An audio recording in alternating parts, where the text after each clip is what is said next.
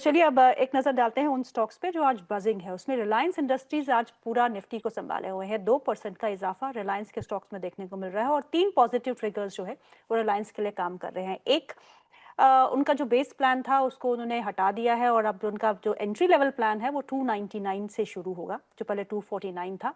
ये पॉजिटिव इसलिए है क्योंकि कहीं ना कहीं इनडायरेक्टली 20% इजाफा जो है टैरिफ्स में देखने को मिल रहा है। दिस इज अ कैलकुलेशन, पर यह है कि उनका एंट्री लेवल का प्लान अब 249 रुपीज़ का नहीं होगा, 299 रुपीज़ का होगा।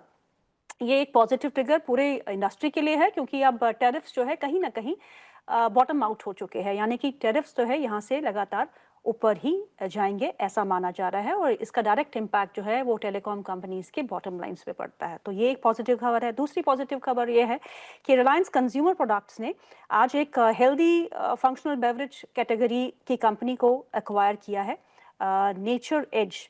तो ये एक एडिशन जो है वो उनके बुके में हो चुका है। और तीसरा जो पॉजिटिव ट्रिगर है वो है सेबी का प्रपोजल, जहाँ पे उन्होंने प्रमोटर होल्डिंग को लेके प्रपोजल्स जारी की है, जिसमें रिलायंस जियो अगर आईपीओ लेके आता है तो उसको ज़रूर एक पॉजिटिव इम्पैक्ट हो सकता है।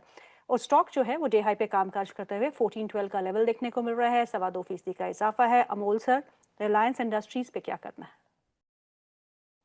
जी, आई थिंक एक बड़े करेक्शन के बाद अगर हम देखते हैं तो स्टॉक में एक रिवर्सल फॉर्मेशन हुआ था। कल मार्केट में काफ़ी प्रॉमिसिंग रिवर्सल था, बट या वह कल चला नहीं था। आज मोमेंटम पे, हम्म। और आज इम्पोर्टेंट चीज़ एक हुआ है कि 20 डे सिंपल मूविंग एवरेज भी क्रॉस किया है उसने।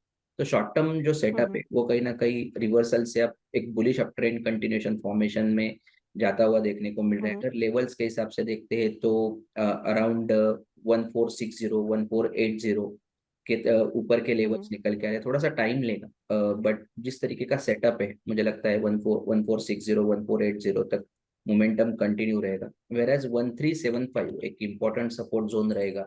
अगर जब तक उसके ऊपर है, हम्म। ये सेटअप कंटिन्यू रहेगा। स्टैंडर्ड डिस्क्लेमर ये हमने आज एक चैनल पे रिकमेंड भी किया हुआ था।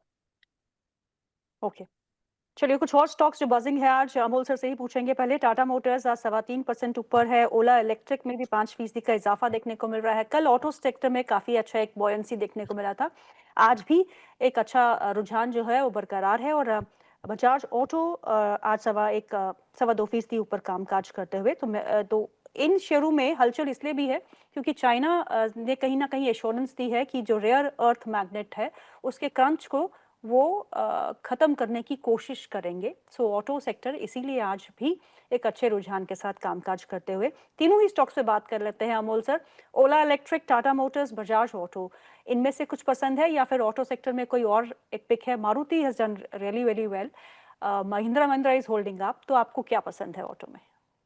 आई थिंक टाटा मोटर्स और बजाज ऑटो दोनों काफी प्रॉमिसिंग है, क्योंकि एक फ्रंटलाइन स्टॉक भी है। जिस तरीके का ऑटो में मोमेंटम आया है, वो ऐसा लग रहा है कि एक हम्म। सस्टेनेबल रिवर्सल है और ये मोमेंटम कंटिन्यू रहेगा। तो जैसे ये मोमेंटम कंटिन्यू रहता जाएगा, जो कल नहीं चले थे हम्म। इतने, वो भी स्टॉक्स कंट्रीब्यूट करते हुए देखेंगे। उसमें टाटा मोटर ने आज इनफैक्ट एक रिवर्सल के बाद 20-50 डे सिंपल मूविंग एवरेज के ऊपर ट्रेड हो रहा है। बुलिश कैंडल है, प्रॉमिसिंग एक्टिविटी है। तो हम्म। मुझे लगता है 670 एक ट्रेंड फॉलोइंग ट्रेडर्स के लिए स्टॉक इंपॉर्टेंट लेवल रहेगा। ऑन द हायर साइड ये हम्म। रैली अगर कंटिन्यू होता है तो 730, 740 तक भी चल सकता है। दूसरा, बजाज ऑटो में अगर हम देखते हैं तो बजाज ऑटो में कल भी रैली था, आज भी उसी को कंटिन्यू किया है। टेम्पररी ओवरबॉट कंडीशन जरूर है, बट बड़ा सेटअप जो जिसको बोलते हैं वो अभी भी पॉजिटिव साइड पे। ट्रेंड फॉलोइंग ट्रेडर्स के लिए मुझे लगता है कि 8580 वहीं पे आसपास एक हम्म। 200 डे सिंपल मूविंग एवरेज आ रहा है। वो एक क्रूशल जोन रहेगा। जब तक उसके ऊपर है, आई थिंक ये सेटअप कंटिन्यू रह सकता है। ओला में थोड़ा सा वेट एंड वॉच का अप्रोच रखूंगा। एक तो बहुत बड़ा ओके। करेक्शन के बाद स्टॉक में रिवर्सल हुआ, मोमेंटम जिसको चेस करना है उसके लिए आई थिंक 41 एक लेवल इंपॉर्टेंट रहेगा।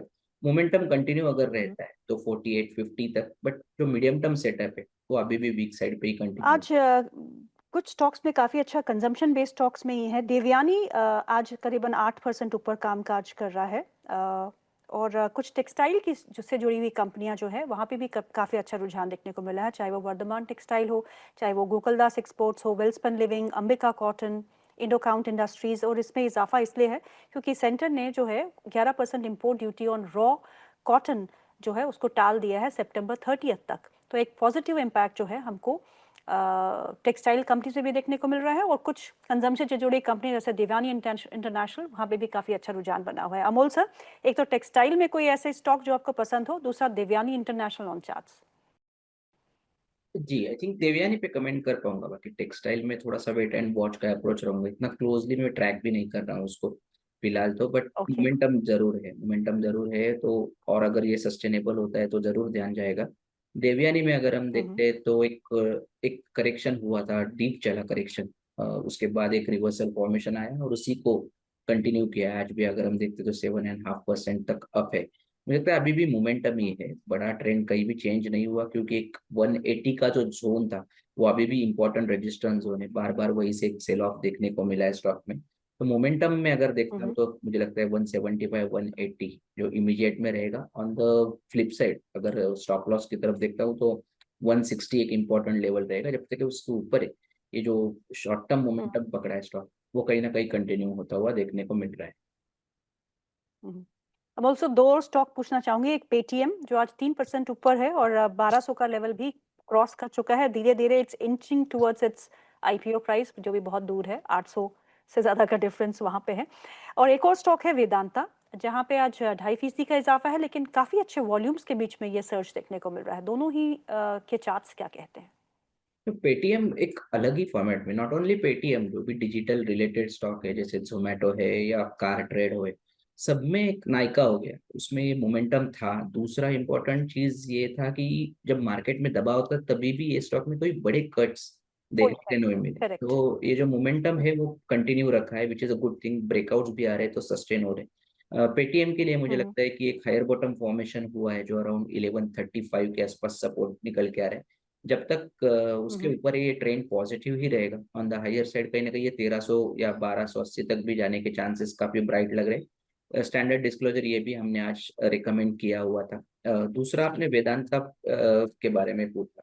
जी वेदांता में एक जी। लॉन्ग कंसोलिडेशन हुआ है, स्टॉक दोनों तरफ के मोमेंट्स दे रहा था, अब कहीं ना कहीं वो चेंज होता हुआ सेटअप देखने को मिल रहा है।